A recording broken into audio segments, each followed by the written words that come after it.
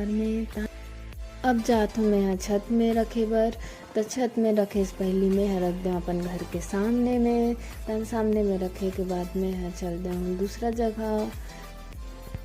तो संगवारी हो आप मन बैकग्राउंड नॉइस ला इग्नोर करूँ, काहे कि अभी दिवाली के समय फटाका जगह जगह फूटा थे तो मैं कुछ नहीं कर सकूँ।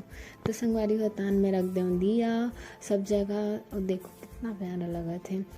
तान में आ गया नीचे, और नीचे आके देखो तो दीदी है इतना सुंदर दिखा थे, तैयार होके बैठे है बेचारी हम।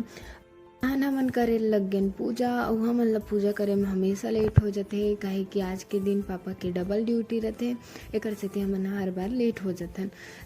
हमार पूजा हो गए संगवारी हो, तो आप मन भी अच्छे से दिवाली मनाओ और आप मन शुभ दिवाली। तो संगवारी हो आज बर बस इतना ही, तब मिलता नेक्स्ट वीडियो में, तब तक बर राधे राधे।